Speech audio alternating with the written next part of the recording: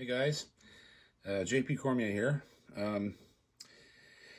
I got asked, I demonstrated an Alvarez guitar uh, on the group a couple of days ago because I was really impressed with that particular guitar, and I've bought a couple of them because they're just impressive. For the money that they cost, they're very impressive.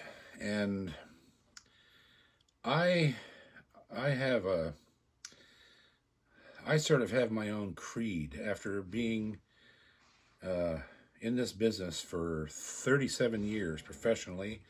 It's all I've ever done to make a living my entire life. I'm 50 years old. I've toured all over the world. I've played every kind of guitar that you could possibly imagine and owned everything you could imagine, like from D45s right down to D18s to SJ200 custom vines from the the Montana shop in Gibson. Instruments that cost tens of thousands, right? Presentation series Taylors and like stuff that was over the top. But I wanted them at the time. I thought these are the pinnacle of these instruments, right? So, but my creed in the last probably 15 years has changed because I've come to realize something.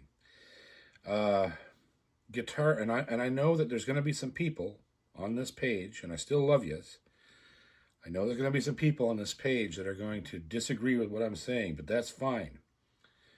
Music is subjective, and so are guitars, but there's still a few facts that should be considered when you're looking at what guitar you're buying and playing and like what you're trying to achieve as a player, right?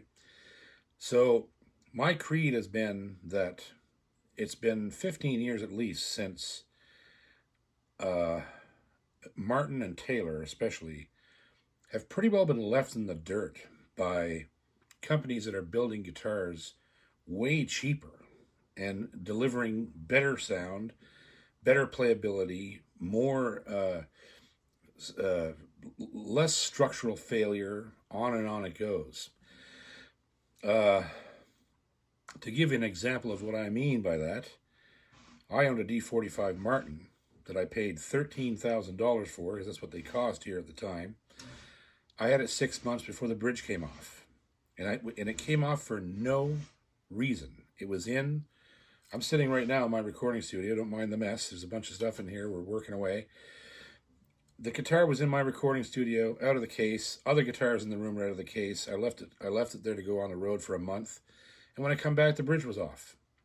So I took the guitar, I sent it back to the shop where I bought it and had them fix it and sell it. And I lost a fortune on that sale. Same thing with the Taylor presentation series Taylor. I didn't even get it to the first show.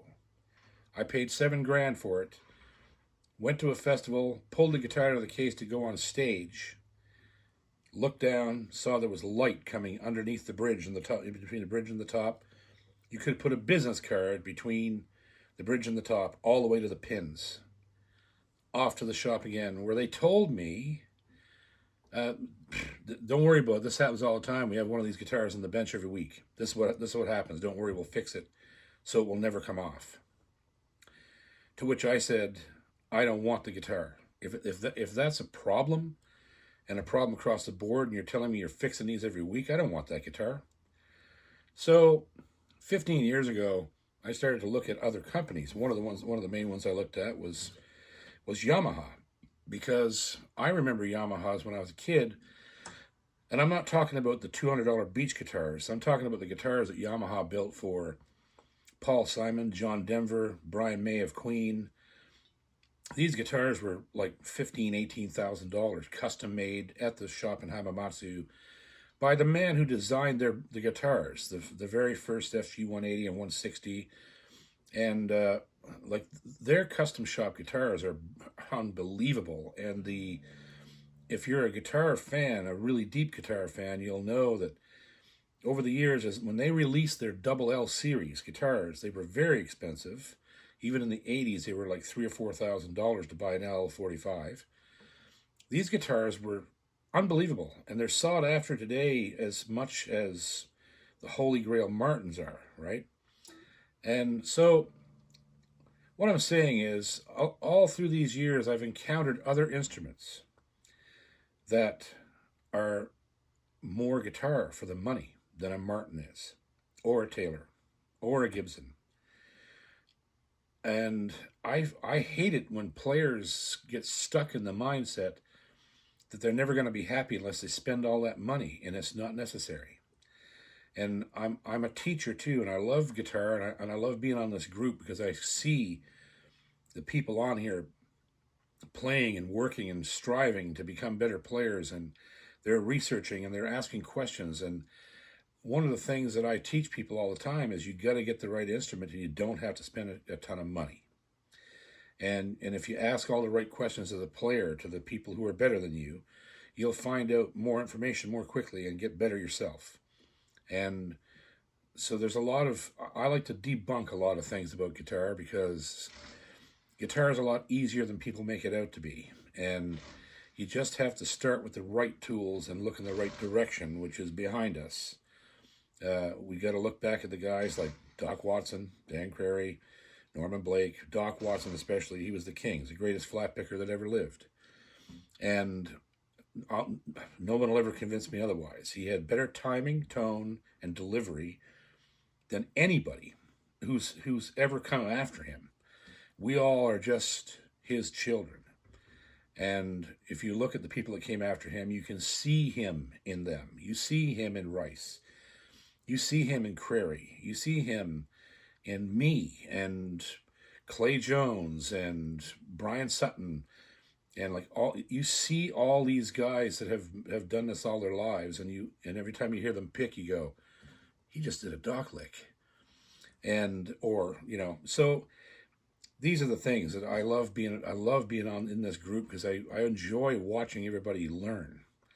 So one of the questions I got from that Alvarez video was, could I compare it to, let's say, a Martin? Okay, so the actual Alvarez I used in that video was not the bluegrass model, but guess what? I just happen to have one right here because I bought it as well. So there it is. This is the MD 60 EBG. So it's the bluegrass model Alvarez with a pickup in it, which I will be tearing out because I don't like Fishman. I only use K&K pickups because they sound more like microphones than this under the saddle piezo khaki brittle sound. So this is going to come out, but this is the guitar, and it's an all-solid guitar. It's got a beautiful spruce top. It has a very nice mahogany body, beautiful mahogany in it, and the neck is like a satin finish mahogany neck, and it's fast as hell. And so there's that guitar. So I didn't go easy on this instrument. I'm going to test this Alvarez against this. This, my friends, is a Clarence White D28, number 76 of 250. I've had this guitar for 15 years. It's the only Martin that I've ever owned in my entire life that survived past 1 year of use. And this guitar has been in and out of my hands a few times. I sold this guitar to a very close friend of mine who kept it for about 10 years. And I've just recently received it back. It has a K&K pickup in it that was installed at Gruen's Guitars in Nashville way back in the day. And the instrument is showing signs of its age. It's starting to fall in here just a hair, and it has got a little bit of a belly close to the bridge back here. But other than that, it's a very, very good shape, and it's one of the best sounding guitars that I've ever owned. So this is the comparison that I'm going to do. And the way I'm going to do it is, just for fun, my wife suggested this, and I'm going to do it because I think it's a good idea. I'm going to play these guitars where you can't see me. You're not going to see which one it is. We're going to call them Guitar 1 and Guitar 2. And we're going to do it. I'm going to play them off camera, and I'm going to post this video, and I'm going to let you guys figure out which guitar is which. And I want to see, I really am curious to see what people come up with. And then I'm going to come back and I'm going to reveal them in another video later on this week. Maybe even tomorrow I might get it done. And so let's start with that. I'm going to go ahead and get out of the camera. I'm going to call out the guitar number 1. I'm going to play it. I'm going to cut again. Guitar number 2. I'm going to play that. And we're going to see exactly if we can tell the difference between something that's probably worth... I paid about $4,000 for this guitar when I bought it, and it's probably worth twice that now. And the Alvarez is worth about $800. So let's see how it goes. Okay, guitar number 1.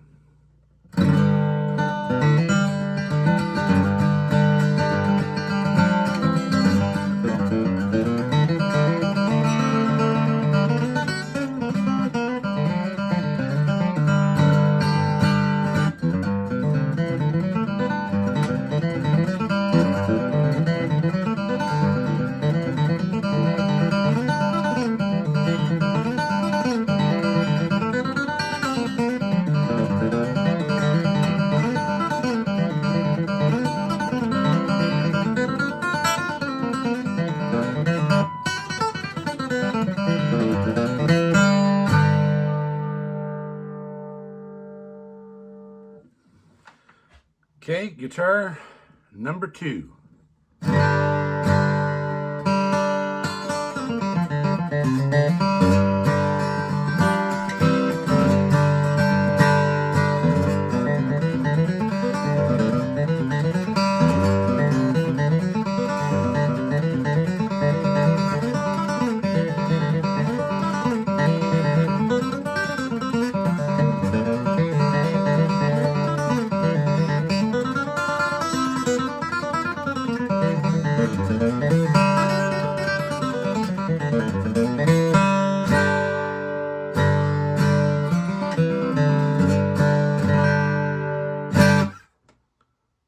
So there you go. You tell me which one was the $6,000 collector commemorative Clarence White D28 Martin, and which one was the $800 Alvarez. And I can't wait to see what you say. I love yous all, and this is a lot of fun. Let's get at it. I'll post the results in the next couple days. Thanks. Keep picking, no matter what.